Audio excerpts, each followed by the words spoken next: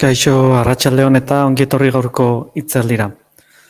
Gaurkoan Google Keeps aplikazioaren inguruan hitz egingo dugu, bale? Google Keep, Google eskaintzen digun aplikazioetako bada, bale? Badakizue, azkenean Googleek zerbitzu asko eskaintzen dituela, eta hoien artean Google Drive, Google Photos, YouTube, eta beste asko dauzkagu, bare?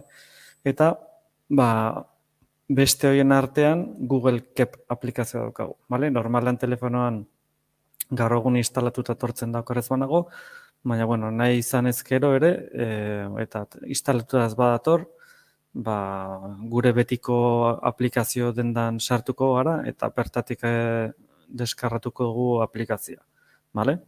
Googleeko beste zerbitzuekin gertatzen den moduan, kasu honetan ere, Google Keeps alde batetik telefono edo tabletetan aplikazio baten bitartez erabili dezakegu, baina ordenagailuan ere erabili dezakegu webgune baten bitartez, bale? Desberdintasun batzuk egongo dira Googleeko beste aplikazioetan gertatzen den moduan, baina erabiltzeko aukera hori badaukagu.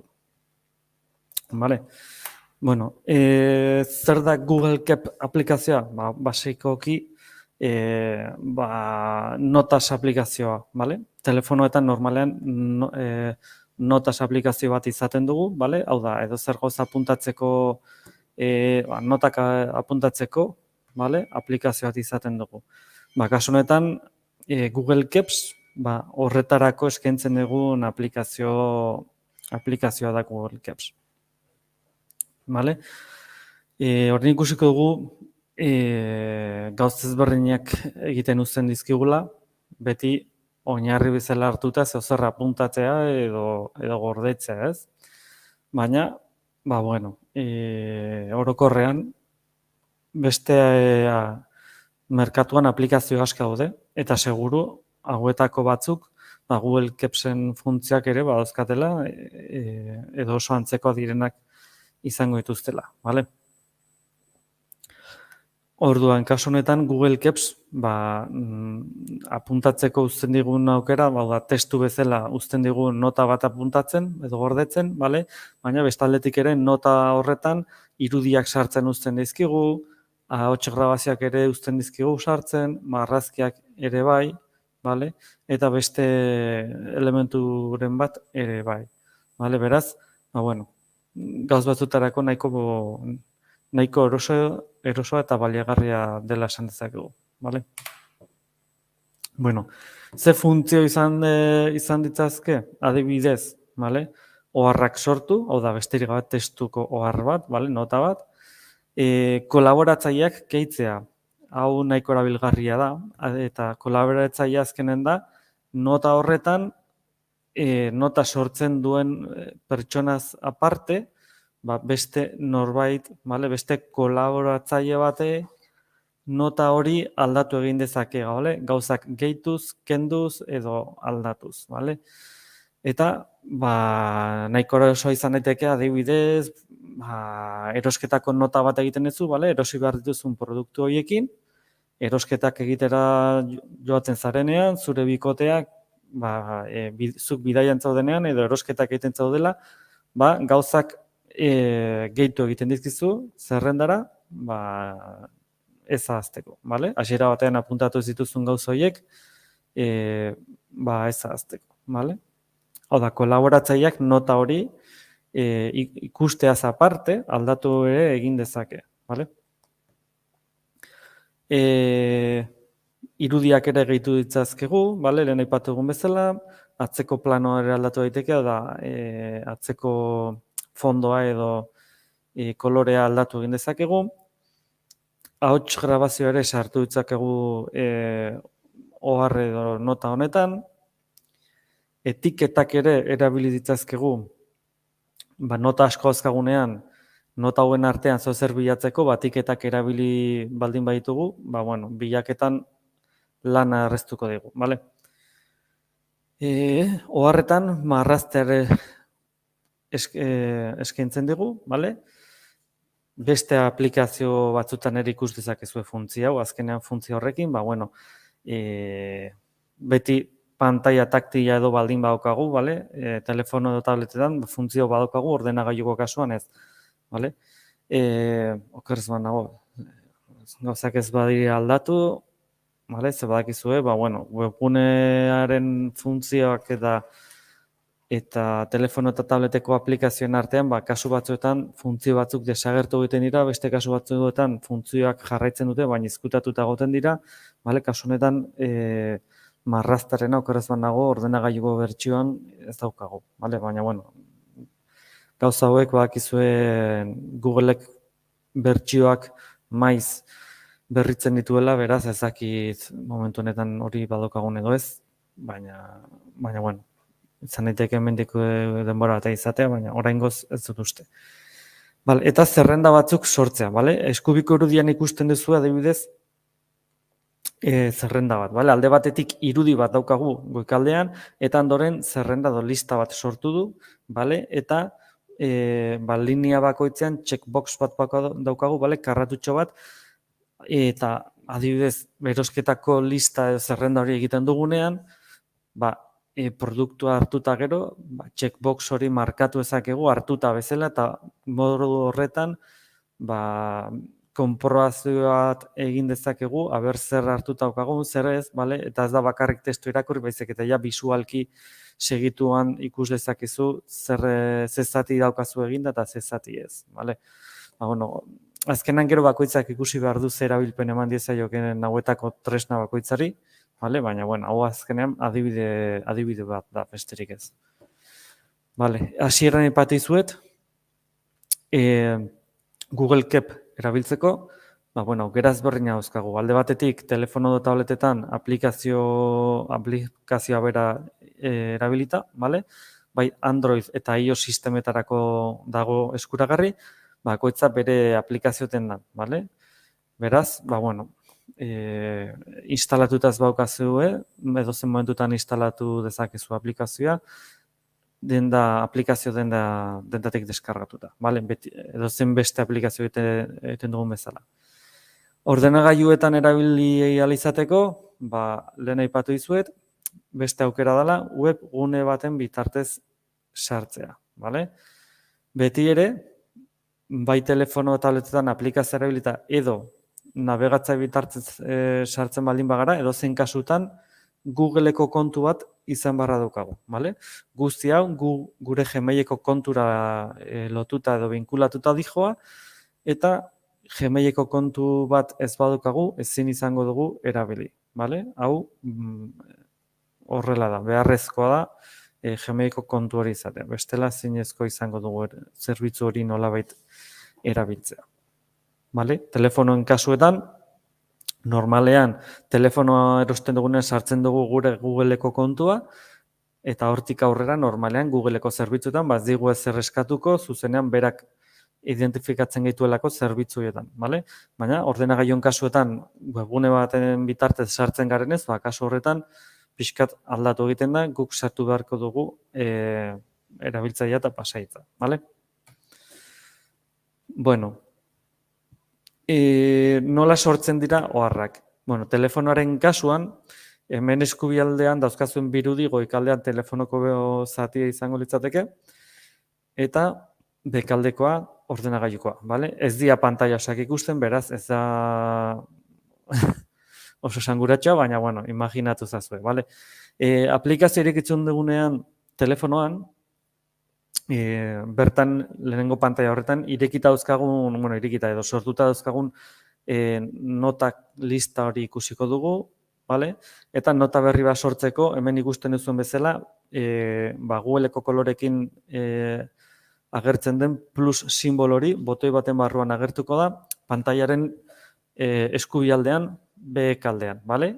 Behin botoi hori sakatuta, eskubialdean daukagun irudi hori kargatuko luke, vale? Eta pantaila horretan ja, nota berriaren datuak sartuko genituzke. Alde batetik, izenburu bat o titulu bat sartuko genuke, eta gero bestaletik, nota edo oharra, vale? Eta hor ja, aukera ezberdinak izango ditu, bale? Alde lehen aipatu ditugun aukera horiek, marrazki bat, irudi bat sartu, testua idatzi, ahots grabazio bat sartu, bale? Hor, ja, bakoitzaren beharren arabera.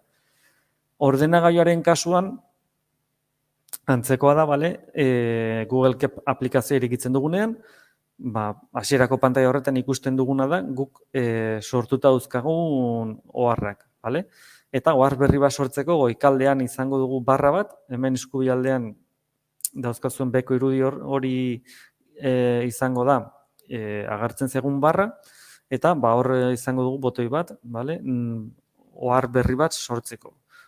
Ohar hori emanda, ohar berri bat sortuko genuke, eta telefonan gertatzen den bezala, ohar berriaren datuak sartuko genituzke. Alde batetik izenburu bat, eta beste aldetik oharraren gauzak, bale?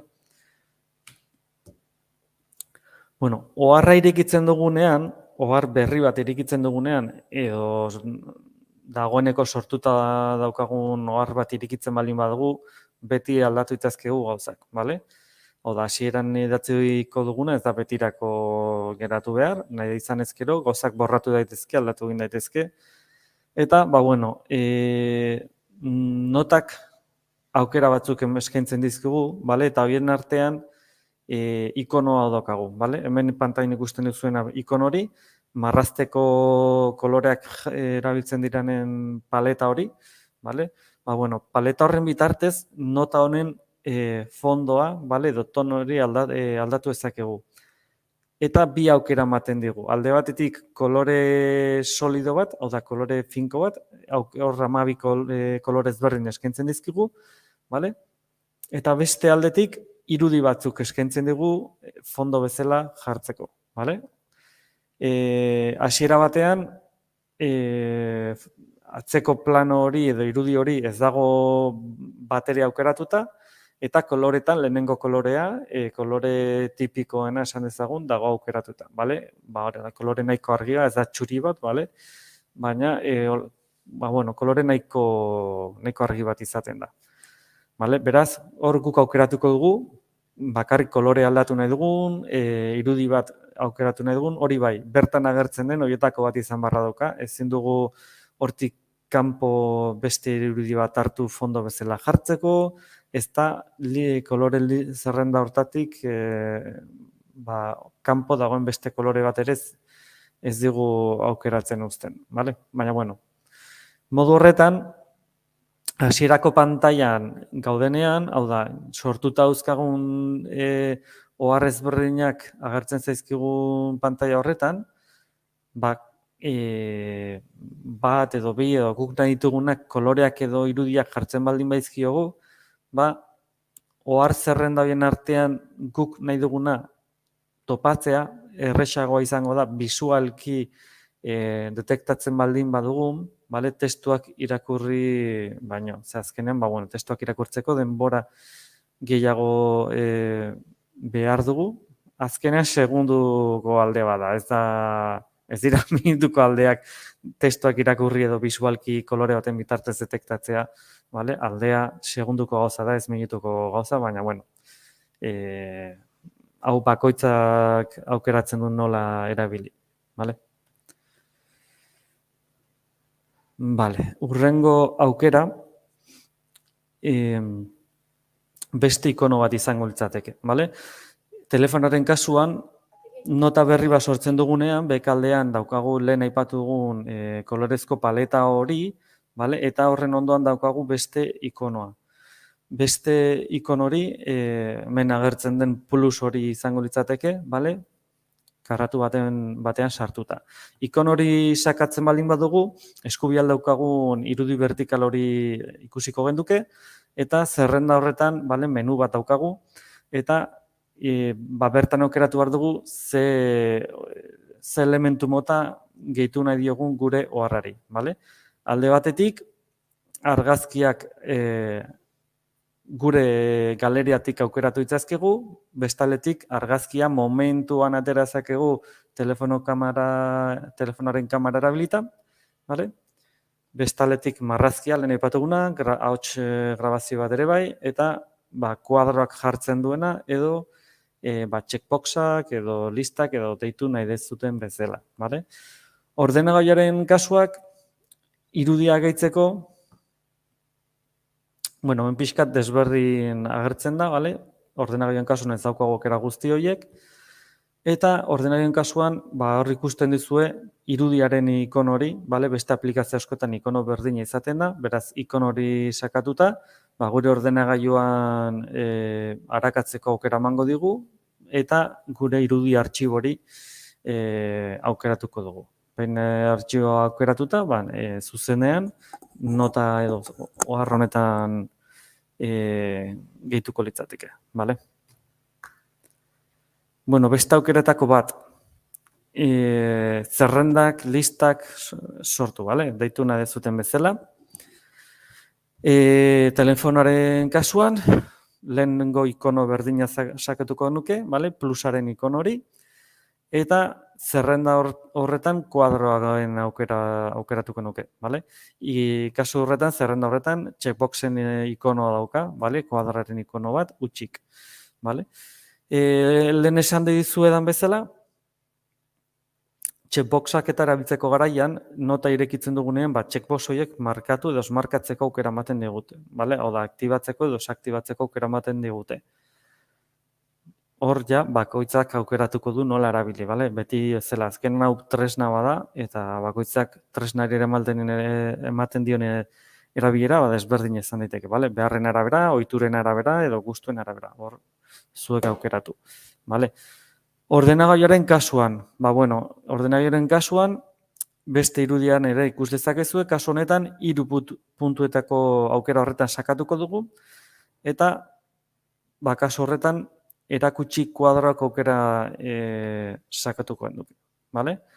Behin kuadro bat sartuta, ez da berriro ikono berdinari eman behar, zuzenean plus batekin agertuko zego aukera kuadro berri bat sortzeko, bale? Beraz, hor sakatuko duke, eta automatikoki kuadro berri bat sortzen da, bale? Kuadroaren ondoan testu idazteko aukera izango dugu, eta hori, guk nahi dugun testu idatzeko dugu. Adibidez, hemen daukazuen adibide horretan, kasu horretan 2 elementu besterik ez daude, batean esnea da bestean arrautzak, bale? 3. elementu bat gehitu nahi baldin badugu, horren azpian daukagun aukera horretan sakatuko nuke, plusaren aukera horretan, bale? Zerrendako elementuak jartzen duen aukera horretan. Modu horretan, kuadro berri bat agertuko litzateke, testu berri batekin, eta testu berri hori aldatuko genuke guk nahi duguna jarri ahal izateko, bale? Ogia, edo beste, edo zer gauza, bale? Eta ordenagailuaren kasuan, prozesua oso antzekoa da, bale? Ez da asko aldatzen. Bale, beste aukeretako bat, kasu honetan, etiketa erantziak, bale? Telefonoaren kasuan, plusaren ikon hori erabili ordez, 3 puntetako ikonora joango gara, bale? Kasu horretan, 3 puntetako ikon hori telefonoan eskubialdean beran daukagu, bale? Ikono hori zapaldu ondoren, hor izango nuke etiketak ikonoa, bale? Ordenagailuaren kasuan berriro 3 puntetako ikonoa sakatuko nuke, eta aukeren artean ere, hor daukagu gehitu etiketa, bale? Horren bitartez, notak edo ohar hauei etiketak gehitzen dizkiogu, bale? Eta etiketa horiek gero, nota edo ohar hauek bilatzeko lagundu egingo gaituzte, bale?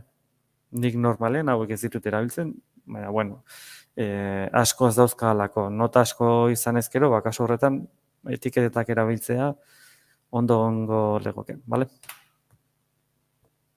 Bale. Marrazteko aukera, hau beste aplikazio askotan ikusiko duzue, hau, bale? Telefonoaren kasuan, berriro plusaren ikona sakatuko nuke, eta hor ikusten duzue, aukeren artean, mota ezberdinetako tresnak eskatzen dizkuela, bale? Alegatik boligrafo bat, rotuladore bat edo, eta subraiadore bat izango ditzu bezala, bale? Gutxi gora bera. Eta gero horren horietako bakoitzean kolore ezberdinak aukeratzeko ematen dugut aukera, eta baita lodiera ere, bale? Tresnaren arabera, kasu horretan ere bai. Eta ordenagailuaren kasuan, badirudi badagoela, bale? Gehitu marrazki aukera horretan, baina, bueno, ez dakit, xaguarekin erabiltzeko ez da oso marraztu egin behar denean, xagu batekin marraztea ez da oso izaten. Beste tresna ezberdin bat baldin badokazue, ez tableta grafiko bat edo horrelako zer, bueno, baina xagu batekin tekstuak eta idazteko edo marrazteko ez da erraza izaten, bale?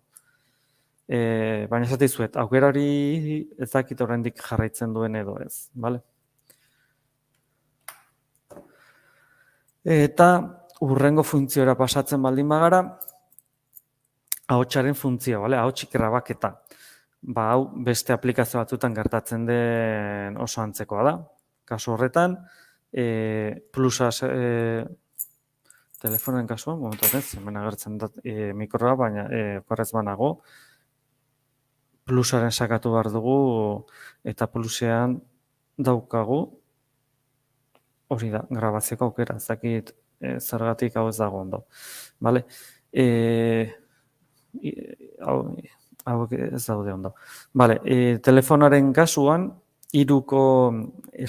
plusaren ikon hori sakatu genuke, eta aukeren artean hor daukako genuke grabazioko ikonoa, bale? Eta hori grabazioko ikonoa bai mikroaren izango litzateke.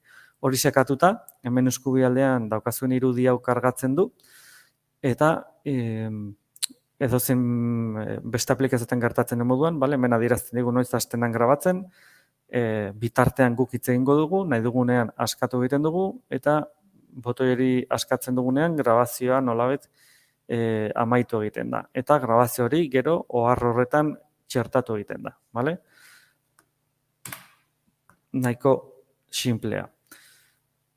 Eta hau da, beste notaseko aplikazio askotan ikusten ez duguna normalean, bale? Eta dela kolaboratzaileak. Kolaboratzailea, hasieran esan dizudan bezala da, nota edo ohar hori sortzen duen pertsonaz aparte, beste norbaitek ere nota hori irakurri edo gauzak aldatzeko aukera izatea, bale? Modu horretan, bi, hiru edo pertsona talde baten artean, nota hori nolabait osatu dezakete edo berritu dezakete, edo, bale?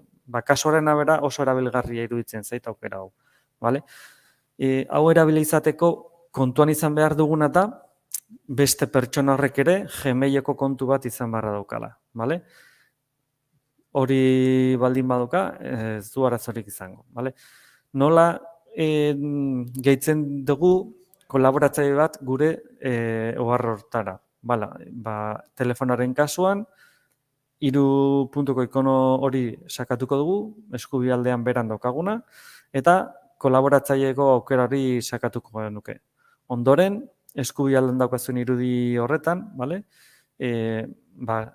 Kolaboratzaile horren Gmaileko kontua sartu beharra daukagu, bale? Gordeko botoiari emango gineke eta horrekin bukatuta, bale?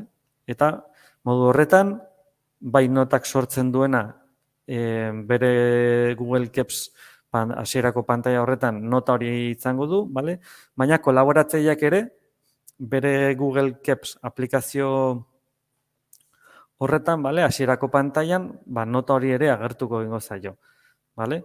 Kasu horretan ere, ikono bat izango kasu honetan, kolaboratzearen funtzio hau erabiltzen dugunean, notaren iskina batean, kontu horren letra edo irudia agertuko zaigu, bale? Hemen eskubialdean ikusten duzue, kontu horren ezkerraldean, kolorez eta A letra bat erdian duela, vale? Irudi hori edo letra hori notaren iskin batean agertuko da, hasierako pantailan guk nolabait jakiena izateko, identifikatzeko nota hori beste norbaitekin partekatuta daukagula jakiteko, vale?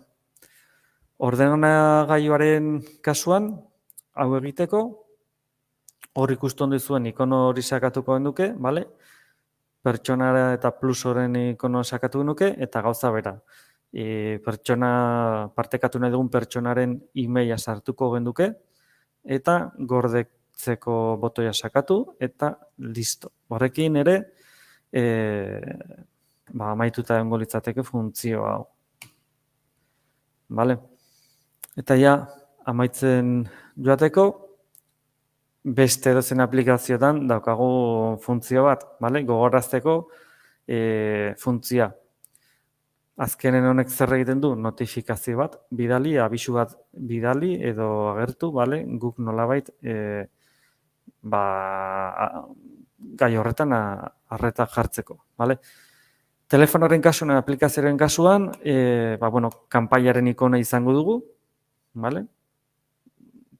Edozein aplikazioetan ikusten dugu ikono, bale? Oso tipiko izaten da. Eta notifikazioa jasotzeko, adibidez, alarmak jartzen dugunean, gauza berdina, bale? Noiz notifikazioa noiz nahi dugun jaso, eta zein ordutan, bale? Orduan, guk eguna eta ordua adierazi behar diogu, eta momentu eta egun horretan automatikoki notifikazio iristen zaigu, edo abisu hori iritsiko zaigu, bale? Telefonoaren kasuan aipatu dugu, eta ordenagailuaren kasua gauza bera, bale? Kanpailaren ikonoan sakartu, eta datu horiek eman behar dizkio, bale? Eguna, ordua, eta gero tokiari jarri dezakegu, hau ez dizuet aipatu, bale? Baina tokiari aipatu dezakegu. Tokiaren aukera hau erabiltzen baldin badugu, ubikazioko edo GPS-ko funtzio hori aktibatuta baldin badukagu, toki hortara iristen garenean, automatikoki detektatuko du sistemak, bale? Funtzio automatikoa da, baina, nik esan, hau ez dut inoiz erabili, bale? Ubikazioko edo toki hori ez bestea, azkenen notifikazioa orduarekin aplikazio askotan daukago aukera hau, bale? Labur bilduz, gehitu dozen unetan, oharre edo zerrenda bat, bale? Eta ez galdu setasunik. Hau da azkenean, hori, ez baduzu ez erraztu nahi, momentuan telefona apuntatzen duzu, bai ahots bidez edo testu bidez idatziz, edo produktun bate argazki bat aterata, bale? Eta guzti hori azkenean ohar bezala gorde dezakegu, bale? Nahiko erosoa da zentzu horretan. Zure horrak partekatzeko eta taldean editatzeko erraztasuna, bale? Lehen ere aipatu dugu, kolaboratzearen aukera horrekin, ohar hauek partekatu egin ditzazkigu, baina era berean partekatzen duzun pertsona edo talde pertsona horrekin, denon artean ohar hori osatu, aldatu, eguneratuta izan dezakegu. Beraz, hor bakoitzak ikusi behar du zer erabilpen eman diezaioken, baina nire ustez nahiko erabilgarria da kolaboratzearen aukera hori. Eta bukatzeko, ahotsak grabatzen transkribatzeko ere erabil dezakegu, bale? Mila esker, gaurkoan gurekin hemen egotagatik, uda dator eta hau da uztaileko azkeneko euskarazko hitzaldia, bale? Irailean berriro bueltan izango gara, baina abuztuan zehar ez dira hitzaldirik egongo, beraz, irailera arte itxaron beharra daukazue. Irailean berriro bueltan egongo gara, gai eta hitzaldi berriekin. Mila esker gure hitzaldian egotagatik eta hurrengora arte. Agur!